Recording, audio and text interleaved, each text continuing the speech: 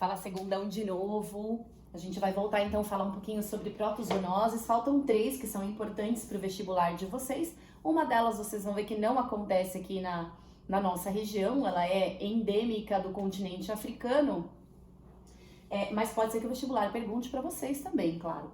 Bom, vamos falar um pouquinho sobre tricomoníase. A tricomoníase é uma protozoonose causada pelo Trichomonas vaginalis. Deixa eu colocar aqui para vocês. Então, o agente etiológico, o causador aí é o Trichomonas vaginalis. Há controvérsias, tá? Eu vi alguns trabalhos científicos que falam que ele faz parte da microbiota, outros que não. Enfim, então assim, eu vou dizer que não, tá? Que ele é uma DST, então é uma doença sexualmente transmissível. É que algumas pessoas acham que sim, porque tem muitos portadores assintomáticos. Bom, o vestibular não vai perguntar isso, então, vamos lá. Então, quem causa é esse protozoário aqui. Esse protozoário, ele é um protozoário flagelado, ele tem 4 flagelos, se vocês observarem, e ele também tem uma membrana ondulante, que é como se fosse uma projeção desse flagelo que ajuda também nesse movimento, na locomoção. Ele tem aqui um corpo parabasal do complexo de Golgi, que eu também estava dando uma olhada. Eu lembro de ter aprendido isso nas aulas de veterinária mesmo, em parasitologia. Essa membrana parabasal, esse bichinho aqui, ele não tem mitocôndria, né? Então, o que ele faz? Ele precisa obter energia de alguma outra forma. Essas membranas parabasais, elas armazenam, então, enzimas que vão quebrar a glicose em ácido pirúvico ou piruvato, e a partir daí, então, vai continuar o processo de fermentação, tá? É assim que ela obtém energia, que esse bichinho obtém energia. O axóstilo, ele é uma projeção aqui do flagelo, que também está relacionado aí com suporte para essa célula e movimento, tá? Pode até estar relacionado com direcionamento e tal. Um núcleo que é mais central aí, e aí fica então essa dúvida se faz parte ou não. Para mim é DST, né? E existem portadores assintomáticos. Bom, no homem principalmente é onde a gente fala do portador assintomático. Então ele geralmente não causa doença, tá? Em 50 a 80% dos casos não causa doença. O que ele pode causar se a pessoa ficar doente? Uma uretrite, então uma inflamação da uretra, e pode ser aí uma prostatite, uma inflamação do epidídimo, talvez, mas é muito raro, tá? Agora, nas mulheres, então, ele vai aí se reproduzir de uma forma mais rápida por bipartição, uma divisão simples, né? Uma mitose simples. E aí na mulher, sim, a gente pode ter aí problemas um pouco mais graves, como por exemplo, uma fragilidade de todo esse sistema reprodutor da mulher, causando uma dificuldade para engravidar. Ela pode ter toda essa alteração do pH vaginal também, porque ele vai liberando aí substâncias que vão alterando toda esse pH vaginal, então toda a microbiota fica comprometida. Facilita também a entrada, né? Facilita, vamos dizer assim, do HIV. Então a pessoa que já tem uma doença pré-instalada, ela fica mais oportuna aí a ter outras doenças, né? Principalmente o HIV está relacionado bastante a isso, a tricomoníase. E também, em alguns casos graves, já foi relatado que ela pode causar até alterações tão drásticas nas células, essas toxinas que são liberadas na multiplicação, que pode levar aí a indução de mitoses desaceleradas, né? Então, de tumores mesmo, de câncer, tá? Então, para a mulher é um pouco mais grave, é bem mais grave, digamos assim, nos homens, tá? Aqui ele fala dos sintomas básicos, então, muitas vezes, então, eles não apresentam sintomas, por isso que eu comecei a aula falando isso, e que pode aí, então, causar ardência urinária, irritação da uretra, pequeno corrimento, mas é raro no homem, já vou falar, tá? E na mulher, esse corrimento aí pode levar a um corrimento amarelo esverdeado, um odor fétido, né? Também é muito, muito clássico. Pode dar coceira, pode inchar, né? Então, são sintomas que aí podem variar aí, Marisa, de mulher para mulher. Vamos falar um pouquinho. Já falei dos danos, né? Eu nunca espero, não consigo, tenho problema. a gente falou um pouquinho, eu acabei falando um pouco mais de danos para vocês, porque eu acabei lendo alguns artigos, eu gosto de fuçar um pouco na internet para falar, para ir na área médica mesmo, né? Isso é uma DST, a gente precisa aí ter consciência disso, né? A gente vai falar sobre profilaxia, e a profilaxia de DST não tem outra, né, pessoal? É preservativo, a gente já vai falar. Mas lendo um pouco mais, eu fui um pouco mais profundo aí dos danos, né? Porque a tricomoníase, ela é uma doença infelizmente comum, né? E principalmente entre pessoas de 15 e 35 anos, que foi o que eu achei hoje na literatura, que assim, o relato master aí da doença de 15 a 35 anos. Muito jovem, né, pessoal? Muito jovem, aí tendo relação sem preservativo. Então tem que tomar muito cuidado, tem que usar preservativo, tanto a camisinha feminina quanto a masculina, é a única forma de prevenir essa importante DST, essa protozoonose, ok? Bom, vamos falar então um pouquinho sobre agora a doença do sono. Essa doença do sono é aquela que eu disse para vocês que ela tá no continente africano, né? Então ela é quem causa essa doença, o agente etiológico é um trypanosoma também, parente lá do Trypanosoma cruzi. A gente vai falar um pouquinho dele, que o vestibular pode aí tá perguntando para vocês, mas então ele é bem parecido com o Trypanosoma cruzi, se a gente for olhar e comparar as imagens da aula que a gente já teve na semana passada. Ele é um Trypanosoma gambiense, tá? Então ele é bem parecido lá, só muda a espécie, também é um flagelado, e ele vive também dentro de uma mosca, que a gente chama de mosca tsetse. Mas ela também, o gênero é Glossina, mas a gente fala mosca tsetse, tá? Então é assim, esse Trypanosoma, ele vive dentro dessa mosca, ela adquire da mesma forma que os barbeiros, então se alimentando de sangue de pessoas contaminadas com esse Trypanosoma, e ela desenvolve um ciclo dentro dessa mosca, e quando essa mosca vai se alimentar de pessoas saudáveis, então ela regurgita, podendo eliminar então esse Trypanosoma gambiense para dentro das pessoas, tá? Uma curiosidade dessas moscas, essas fêmeas, elas carregam a larva delas dentro do útero, né? Então elas não colocam um ovo fora para o ovo eclodir e a larva se alimentar de tecidos, não, ou na natureza. Ela carrega a larva dentro do útero dela. E aí ela vai colocar essa larva no solo. Então ela deposita a larva no solo, que se desenvolve, aí depois ela vira uma mosca adulta, podendo viver aí em torno de 45, 60 dias também, é o que a gente fala. Então essa é a principal distribuição aí, a região do continente africano, né? Então onde ela vai se encontrar. Quais são os sintomas? Então, depois que a pessoa foi picada por essa mosca, a glossina, a mosca tsetse, e aí ela eliminou então o Trypanosoma gambiense na pessoa, ele vai lá no sangue e ele tem grande afinidade pelo sistema nervoso, tá? Então esse Trypanosoma, ele causa aí alterações comportamentais mesmo, que as pessoas começam a ter. Por exemplo, o que chama doença do sono? Que a pessoa ela não consegue dormir durante o sono, então está relacionada aí à glândula pineal, à produção de melanócitos, de alguma coisa do sistema nervoso. Não é uma doença muito estudada também, mas a gente sabe que ela existe, né? Então, alguma coisa relacionada à glândula que controla o sono, né? E a pessoa, ela troca o dia pela noite. Então, parece que durante o dia ela tá sempre com sono, por isso que ela ficou com a doença do sono. Que pode levar a quadros que a pessoa fica... A fraqueza é tão grande no corpo da pessoa, tão grande, né? Por causa desse domínio desses tripanossomas no sistema nervoso, que ela pode entrar em coma e vir à morte. Então, assim, sintomas básicos de uma infecção: febre, aumento de linfonodos, né? Que estão relacionados aí à defesa do organismo também, por estarem aí pegando essa linfa, e aí passa pelos linfonodos para limpar, enfim, então tá relacionado com aumento de linfonodos, e uma fraqueza, né, que a pessoa começa a sentir, é um descontrole desse sono durante o dia por conta de afetar todo o sistema nervoso de controle do sono, ok? Ela pode ter também, por estar no sistema nervoso, principalmente no sistema nervoso central, ela também pode causar convulsões na pessoa, certo?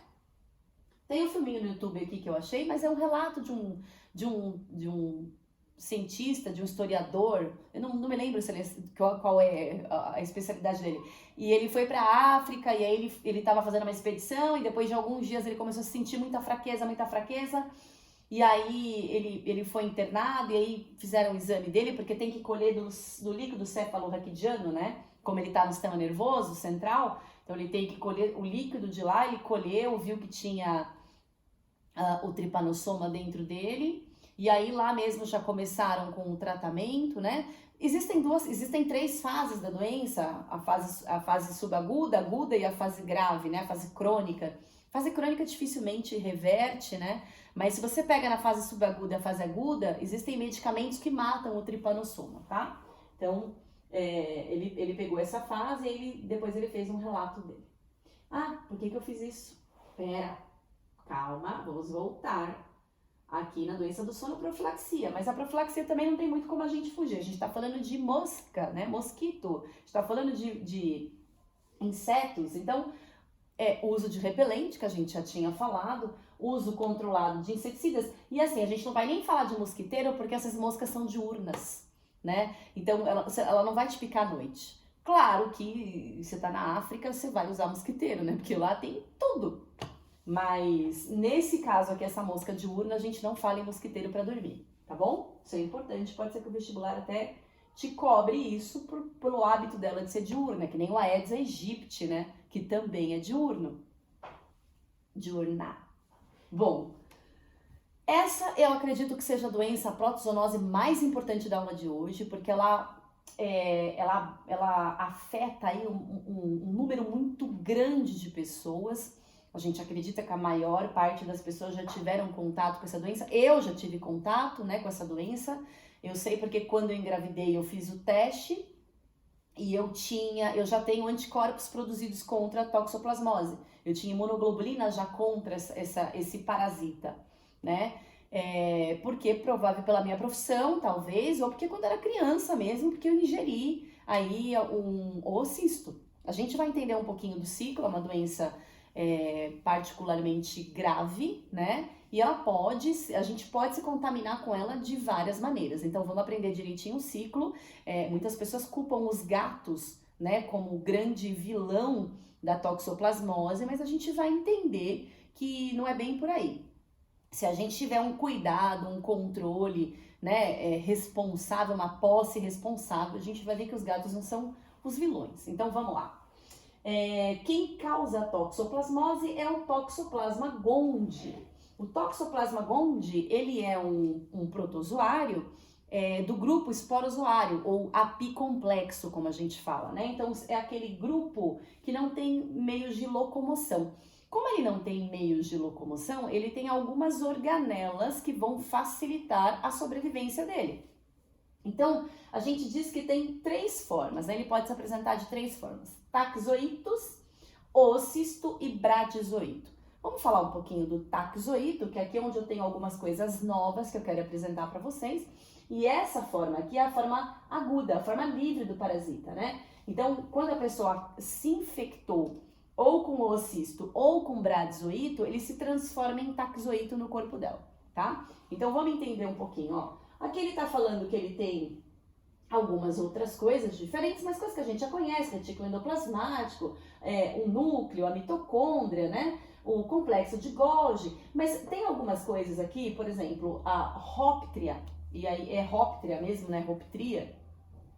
E o micronema, se a gente for analisar, eles são protuberâncias aqui do complexo de Golgi. Então, eles estão relacionados, aí o complexo de Golgi está relacionado à secreção. Então, ou seja, algumas coisas que são produzidas são mandadas para ele, ele forma a bolsa e libera essas bolsas. Ou seja, ele está liberando alguma coisa dentro do bichinho, né? Então, ele está secretando alguma coisa. A Hoptria e o micronema estão relacionados também com secreção. Então, são substâncias que são produzidas, que podem ser proteínas, por exemplo, vão para dentro dessas estruturas, dessas organelas, e eles depois acabam secretando. Principalmente para quê? Bom, esse bichinho aqui ele não tem meios de locomoção, a gente já falou sobre isso. e ele precisa penetrar na célula, né? Quando ele acaba sendo aí ingerido, vamos dizer assim, ele precisa ter um poder aí perfurante para poder invadir a célula hospedeira dele. Então a gente sabe que isso aqui só está presente nos apicomplexos, tá? E que eles estão relacionados com o poder de penetrância da célula infectante, ok? Essa forma aqui, ó, os oocistos, eu só encontro nas fezes de gatos. Os gatos que estão contaminados, é claro, né? O problema de gato é assim, que o gato, quando ele ingere a forma infectante, que geralmente é o bradizoito, a gente vai entender já já por quê, ele pode ser assintomático, né? Então o gato pode ter ali o Toxoplasma gondii nele, na musculatura, e aí esse toxoplasma vai se reproduzindo, liberando os cistos, né, os ovos, que no ambiente viram oocistos. E ele fica nesse ciclo por anos, né? Então ele pode ser aí um grande eliminador e disseminador da doença, tá? E os bradizoítos? Os bradizoítos são as formas, então, do Toxoplasma gondii que a gente vai encontrar em vários tecidos. Então eu posso ter, por exemplo, principalmente na musculatura, mas eu posso ter na retina, pode ter no encéfalo. Então tem vários tecidos que essa forma pode, é como se fosse um cistão cheio de cistinhos, vamos dizer assim, esse bradizoito, tá? Então, ó, taxoito, oocisto, bradizoito. O taxoito é a forma livre, é a forma que a gente vai encontrar na fase aguda. O oocisto são nas fezes de gatos e os bradizoítos eu posso encontrar em qualquer tipo de tecido. E quando eu digo qualquer tipo de tecido, eu digo em qualquer tipo de tecido mesmo. Por exemplo, ó, como é que a gente vai pegar então? Então a gente pode pegar essa forma a gente vai se contaminar com oocisto ou com bradizoito, certo? Professora, você disse que o oocisto tá nas fezes de gato? Tá na fezes de gato. Como que eu vou comer cocô de gato? Bom, então, a gente não vai comer cocô de gato. Se você for um veterinário como eu, que provavelmente eu acredito que tenha sido assim que eu entrei em contato com o oocisto, pode ser acidental, né? Às vezes você está examinando um felino, ficou um pelinho na sua mão da região do ânus e sem querer acabou que você passou a mão na boca. Pode ser. Agora, se não for isso, as fezes dos gatos, geralmente elas são enterradas. Eis o grande X da questão, né? Quando chove, pode ser que aqueles oocistos eles sejam escorridos e levados com a água, que vai regar algum alimento, ou você ingeriu a água, né? Ou você ingeriu o alimento que estava com a água contaminada. É assim que você pode ingerir um oocisto que vem das fezes do gato, tá? Agora, o bradizoito, como é que você vai ingerir um bradizoito? O bradizoito fica acumulado na musculatura. Então, principalmente em musculatura de animais que entraram em contato com o oocisto, virou um bradizoito na musculatura e a gente ingeriu a carne desse animal. Então, carne, por exemplo, as carnes têm que ser crua ou mal passada. Então, eu lembro muito bem que eu fui na época que eu estava grávida, que o meu obstetra ele falou assim, ó, você está proibida de comer peixe cru. Ah, por quê? Bom, por quê? Trabalhos científicos, e é verdade, depois eu fui ler, eles mostram que quando a água contaminada, o oocisto, ele cai na água e o peixe ingere aquele oocisto, pum, ficou ali então também na musculatura do peixe. Aves podem ter oocisto, ou podem ingerir oocisto através de água contaminada e ter bradizoito. Ratos, quando se alimentam de alimentos que têm oocisto ou ingerem água com oocisto, né? Então, vários mamíferos, aves, peixes, vários tipos de animais podem ter o bradizoito na musculatura. E se a gente comer essa carne, né, esse tecido mal passado, cru, a gente está ingerindo bradizoito. Então, olha só, vamos ver aqui detalhe do ciclo do Toxoplasma gondii, de como essa doença ela vai passar pra gente. Então, olha só. Eu tenho aqui o gato, né? Então, o gato... Então, aí que tá, né? Tudo começa com o gato, porque o gato que libera o oocisto. Então, vamos lá. Então, eu tenho aqui, ó, o gato, ele libera o oocisto nas fezes. Agora, um detalhe importantíssimo. que é eu lembro que na faculdade a gente aprendeu isso porque é uma coisa extremamente importante. O oocisto, quando o gato libera, quando ele defeca e ele tá contaminado com Toxoplasma gondii, quando ele defeca, o gato sempre cava e enterra as suas fezes, né? Ele tem esse hábito. As fezes frescas, ou seja, o gato fez cocô hoje, se você tirar e jogar no lixo, não tem problema. Por quê? Porque pro oocisto, ele sai como um ovo. Para ele virar um oocisto, ou seja, é um ovo com cisto, ele precisa de um período de tempo. Ele precisa de uma reação do oxigênio para endurecer essa cápsula ao redor dele, desse ovinho, e ele virar esse oocisto. Isso varia de 2 a 5 dias, então depende do processo, da temperatura, da região que o gato tá. Então, se o gato defecar e a gente tiver o hábito, por isso que eu digo que a responsabilidade é nossa também, se o gato defecar e a gente recolher essas fezes imediatamente ou dentro do mesmo dia, sair para trabalhar de manhã, cheguei no final do dia, tem fezes do meu gato, eu já vou eliminar. Né? Por quê? Porque não deu tempo ainda de virar um oocisto. Aquele ovo que estava ali ainda não virou um oocisto. Então não é uma forma infectante. Eu elimino essas fezes. Então a gente diz que são as fezes frescas não tem problema. Agora, as fezes secas, essas sim são graves, tá? Por isso que é muito perigoso quando gatos defecam em parques públicos, em tanques de areia, né? Porque eles cavam, porque daí a gente não é gato sem proprietário, né? Então é gato, a gente fala de rua, ou gatos boêmios que saem para poder fazer as suas coisas, depois eles voltam para a residência. Eles defecam, então eles cavam em tanque de areia e aí eles defecam e enterram as fezes lá. Ninguém viu. O que vai acontecer depois? Quem é que vai sentar ali naquela areia para brincar? Provavelmente uma criança, né?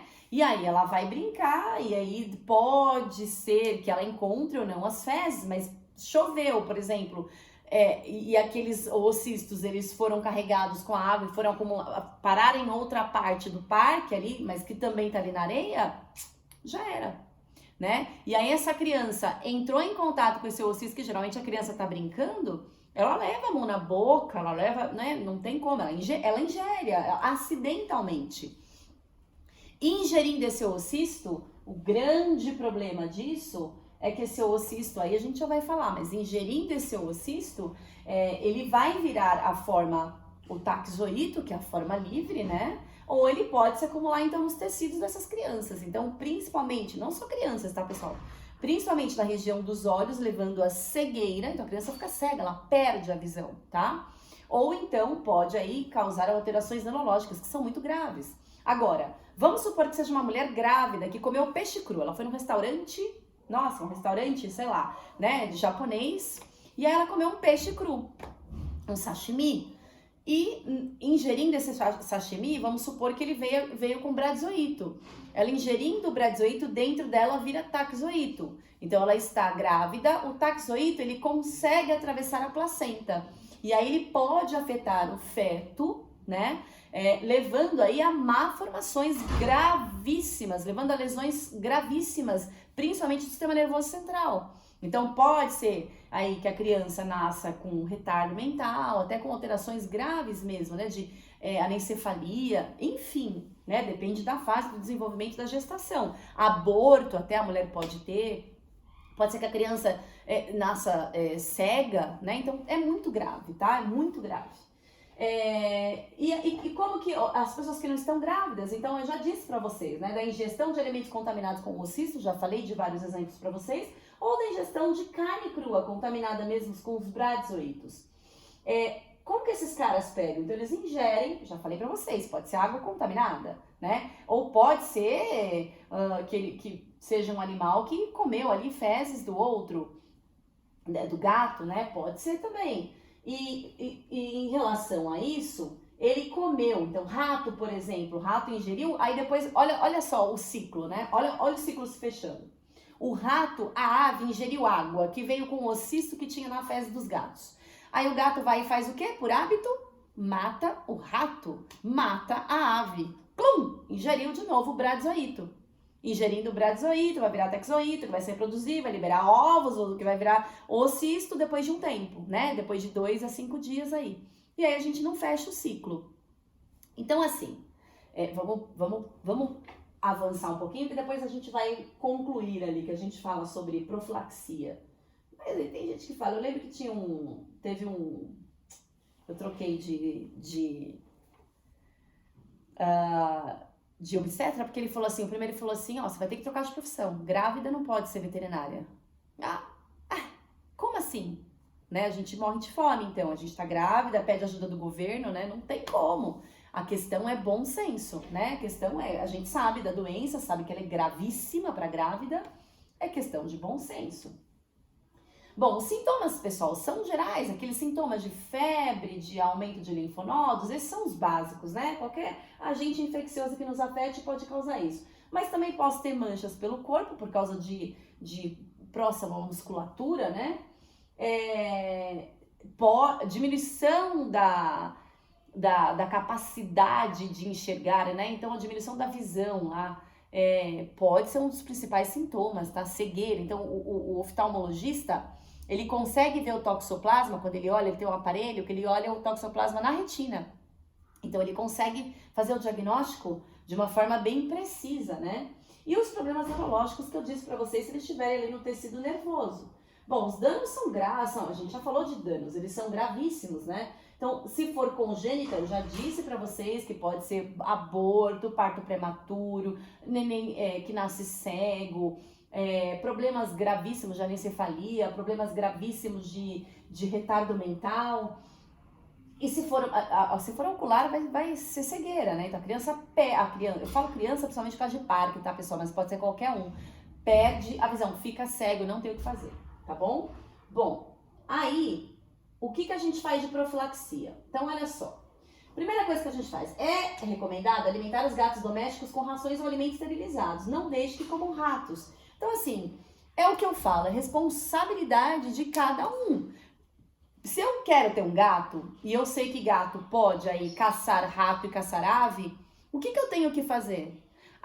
É da natureza dele. Ok, mas o que eu tenho que fazer como responsabilidade, sabendo que no Brasil tem toxoplasma e a rodo solto, né? Então, eu preciso tomar as devidas providências para que o meu felino, o meu gato, não saia caçando carne crua, que ele não mate rato, que ele não mate ave, né?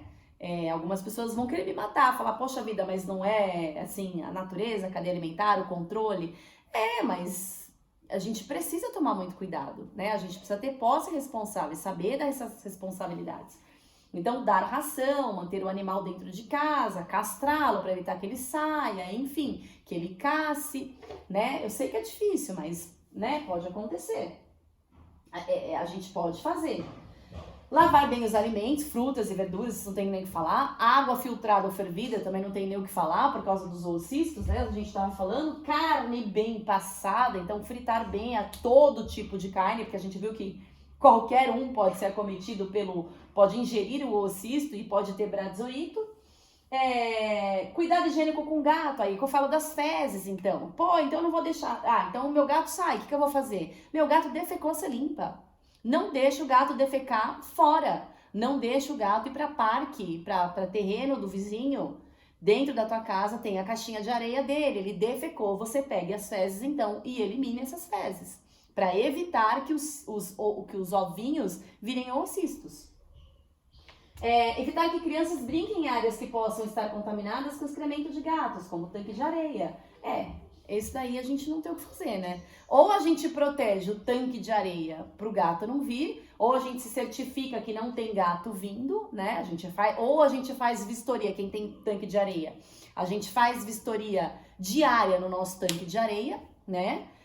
Ou então a gente não leva a criança para brincar no tanque de areia, porque se é um parque público, por exemplo, a gente não tem como ter certeza disso, então a gente evita da criança ir brincar na areia. Eu, por exemplo, não deixo os meus filhos sentar na areia, porque alguns bichinhos podem acometê-los, né?